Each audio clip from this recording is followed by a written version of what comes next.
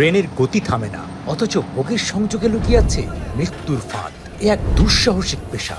দুই বগি একসাথে সংযুক্ত করতে গিয়ে ভারতের বিহারে দুর্ঘটনার খবরটি সারা বিশ্বে ভাইরাল হয়। নিশ্চয়ই আপনাদেরও মনে আছে। আর 2022 সালে আলাল নামে বাংলাদেশি একজন রেলকর্মীরও মৃত্যু হয় একইভাবে। তারপরও আপনার আমার গন্তব্যে ঠিকঠাক পৌঁছে দিতে এই পেশার গুটি কয়েক মানুষ নিরলস কাজ করে যাচ্ছে। ওই যে একটা হুক আছে দেখেন, এই যে যেটা হুকটা দাঁড়ায় রয়েছে ওটার পিছনে গর্ত আছে, এই পাশেও হুক আছে, এই পাশেও গর্ত আছে। যেটা পড়ছে যে হুকটা, এটা হচ্ছে ছেলে, আর যেটা ভিতরে পড়ছে এটা হচ্ছে মেয়ে। কিন্তু এটা হচ্ছে যে কোনো এক পাশে একটা উপরে রাখতে হবে আর একটা নিচে রাখতে হবে। এই কাজটা পুরোটাই রিস্কি, অনেকেই ভয় পায়, অনেকে আসতে চায় না। আসলে এটা কেমন জানি একটা কাজ। তারপর রোদ বৃষ্টি ঝড় থাকলেও আমাদের এই কাজটা করতেই হয়, কিছু করার থাকে না। আমরা যদি না থাকি তাহলে ট্রেন এক কথা চলবেই না। মানে পুরা ট্রেনের কন্ট্রোলিং ব্যবস্থাটা আমাদের উপর ডিপেন্ডস। কারণ আমরা যদি গাড়িগুলো প্লেসমেন্ট না করি, আমাদের পদের ছাড়া তো আর কেউ এটা করবে না। তো আমরাই হচ্ছি সবচেয়ে বড় ডিপেন্ডেবল, আর কোনো কিছু না। বাইরে একটা হচ্ছে হুক আর একটা হচ্ছে বাফার, যেটা আমরা বলি।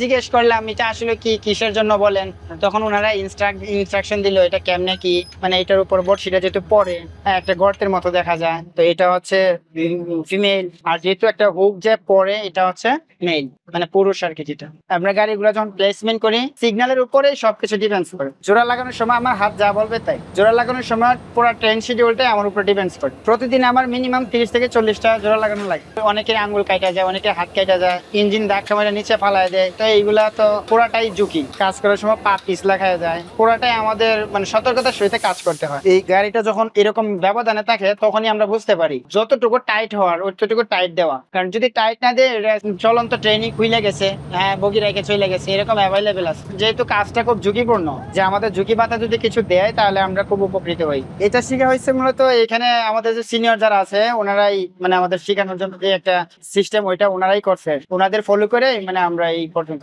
কঠিন লাগছে, আমরা ইঞ্জিনে সেফটি ভাবে ওইটাকে টাচ করতে হয়। মানে ওইটার মধ্যেই হচ্ছে সবচেয়ে বড় মানে প্রবলেমটা আর কি। ওইটা যদি আমরা ভালোভাবে ফেস করতে পারি তাহলে একদম কাজ ইজি। হঠাৎ করে যদি কেউ যায় তাহলে তো অবশ্যই ভয় পাওয়ার মতো। আর আমরা ড্রাইভারের সাথে একটা কমিউনিকেশন করে নিছি, ওইটা হ্যান্ড সিগন্যালের মাধ্যমে। ওইটুকুই আর কি। হাতে যেভাবে আমি নড়চড় করবো, ড্রাইভার এটা ইনস্ট্রাকশন করে, মানে এটা ফলো করে, যে ওইটা জোড়া লাগানোর কাজ করে। দুজনেরই সতর্কতার সহিত কাজ করতে হয়। এই 8 ঘন্টার ভিতরে 30 থেকে 40 বার ওইটা আমার একলা করতেই হয়। এটা স্পেসিফিক, এটা শক্তির বিষয় না, এটা হচ্ছে আপনার পুরাটাই হচ্ছে টেকনিক্যালি আর কি। বেতন তো আমরা ওই যে পোস্টে ঢুকছি ওটা ছিল 18 গ্রেডের। মূলত ওই 18 গ্রেডের যত বেতন সরকারি ভাবে ওইটুকুই পায় আর ভুল সিগন্যালের মাধ্যমে এই অনেকে পা ফেলে যায়। এটা হচ্ছে ড্রাইভার প্লাস যে সিগন্যাল দেয়, দুইজনে অসতর্কতার কারণেই হয়। মূলত আমরা ওই গাড়ির স্পিডেই বুঝতে পারি যে এটা কি পড়বো কিনা।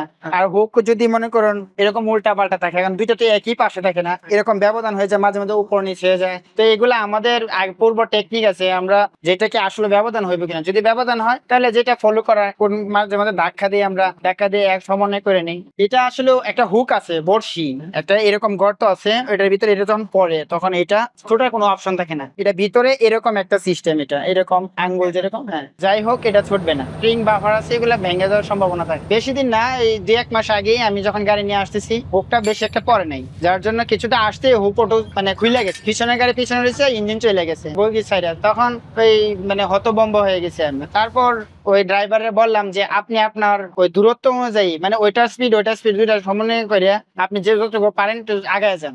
ইঞ্জিনের সাথে থাকে তো ওই জন্য ড্রাইভার এটা ফলো করে। ড্রাইভার বুঝতে পারছে, আমরা তো চিল্লান দিই যখন কোনো প্রবলেম ফেস করি। টিএক্সআর আছে যারা গাড়ি ফিট দেয়, মানে আমরা গাড়িটা প্লেসমেন্ট করার পর স্টেশনে, যখন এটা স্টেশনে দেওয়া হয় তখন ওই টিএক্সআর একটা স্টাফ আছে, ওদের কাজ হচ্ছে গাড়িগুলা ফিট দেওয়া। মানে প্রত্যেকটা গাড়ি একটা বাফার ঠিক মতো লাগানো আছে কিনা, একটা হুকের সাথে আর একটা অ্যাডজাস্ট আছে কিনা, সবগুলাই মানে ওনারা দেখাশোনা করে। ওইটার মধ্যে তো অনেক প্রেসার থাকে, যার জন্য ট্রেনের মাঝে মাঝে যখন মানে ফুল স্পিডের মাঝে প্রেসার খায় তখন এটা খুলে যাওয়ার সম্ভাবনা থাকে, যদি এটা শক্তভাবে লাগানো না থাকে। পুরো প্রেসারটাই এই দুইটা হুকের মধ্যেই থাকে। যখন আধুনিক ট্রেন আসবে তখন জোড়া লাগানোর কাজ না থাকলেও আমাদের সিগন্যালিং ব্যবস্থাটা ধরে রাখতে হবে।